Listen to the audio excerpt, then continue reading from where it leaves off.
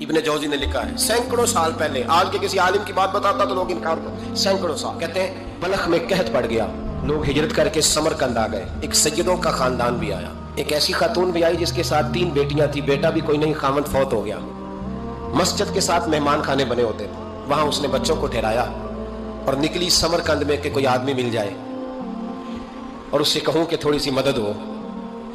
وہ چلتے چلتی ایک سیٹھ کے پاس، رئیس کے پاس پہنچی۔ جن لوگوں کے پاس دولت آتی ہے نا، وہ کئی دفعہ سخت جملے کہنے لگتے ہیں جو اللہ کو پسند نہیں آتے۔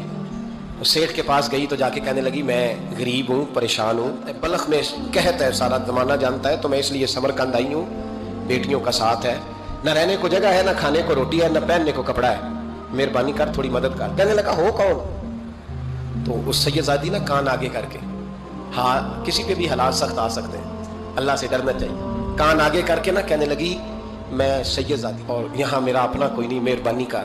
تو وہ سیٹھ صاحب، چودھری صاحب کہنے لگے مجھے کیسے پتا چلے گا تو سید ہے؟ تو سیدزادی نے اپنا پلو کھولا اور اپنے آنسو دونوں آنکھوں سے صاف کیے تو کہنے لگی اللہ تیرا بھلا کرے، میں ثابت نہیں کر سکتی کہ میں حضور کا خاندان، میرے پاس کوئی دلیل نہیں، میں نہیں بتا سکتی، چل ٹھیک ہے، چلی گئی۔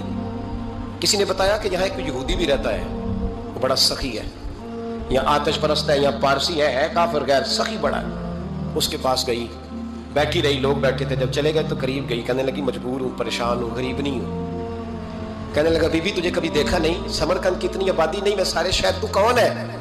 تو کہنے لگی تعارف نہ ہی پوچھے تو اچھا ہے۔ اس نے کہا چلو اگر پتہ چل جائے تو۔ کہنے لگی میں مسلمانوں کے نبی کی اولاد ہوں، مسلمانوں۔ اس نے کہا پیغمبر خدا کی اولاد؟ اٹھ کے کھڑا ہو گیا، بی بی کو ساتھ لیا، گھر گیا۔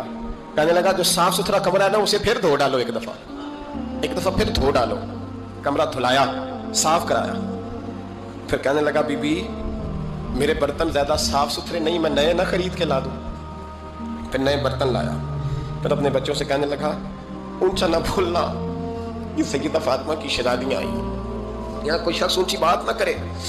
پھر کہنے لگا بی بی جو میرا بالکل طیب اور حلال رزق ہے نا، یہ اس میں سے لنگر ہے، لیکن چونکہ میں غیر مسلم ہوں، مجھے سلیقے نہیں آتے، جیسا تیسا بھی ہو نا اسے قبول کر لینا۔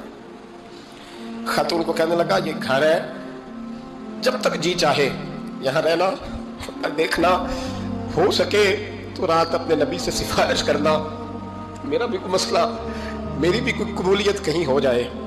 وہ مسلمان کہلانے والا رات کو سویا، کہتے جنت سجی ہوئی ہے، لوگ جنت میں جا رہے ہیں، لائنیں لگی ہوئی ہیں، نبی پاک لوگوں کو جنت میں بھیج رہے ہیں، میں بھی دوڑ کے لائن میں لگ گیا، فرشتے نے میرا بازو پکڑا، کا پیچھے ہٹ، تو میں دوڑ کے حضور کی بارگاہ میں گیا، میں حضور سارے جنت میں جا رہے ہیں کہ مجھے نہیں جانے دیتا۔ نبی پاک نے فرمایا تو کون ہے؟